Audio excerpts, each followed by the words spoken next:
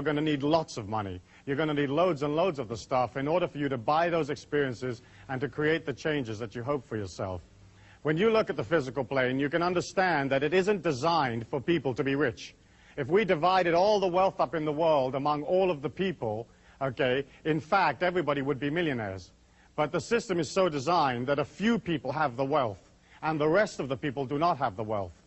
And because it is designed like that, and because it's come down from thousands and thousands of years, the common man has to put in a certain amount of transcendent energy to pull himself or herself out of a system that isn't designed to assist you.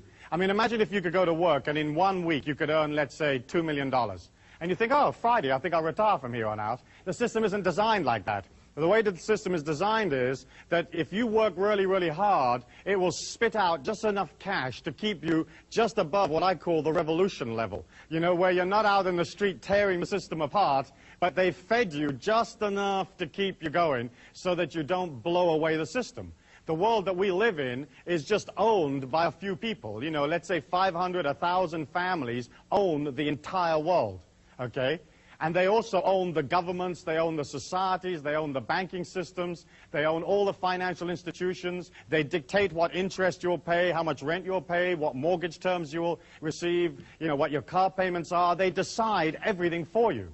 And they also decide how much money the average man in the street will have. And if you are, let's say, a small businessman and you've opened a business, you're going to open it in that kind of energy pattern, in an energy pattern of control, restriction, keep everybody bottled down, give them a little bit so they don't revolt, but don't give them too much, because we don't want these people coming up out of the pack, becoming too self-empowered, and starting to take away the control that the big people have. And so as you look at that, if you open a business and you're this small businessman, if you've got a creative idea, you can only earn money from the energy of those people around you. And if all of those people are like close to starvation or just making it through or just squeaking through, how much disposable income have they got to buy your product? And so we're all affected, whether we're independent business people or whether we work for one of the big institutions or we work for the system, we're all basically affected by the fact that the whole thing is not designed for the common man. And you've heard me say that many, many times in this seminar and in other seminars, that the world is not designed for the people. It's designed to keep the institutions up. It's designed to keep the philosophies up. It's designed to support the governments. And you, as the ordinary working people, are always sent the bill.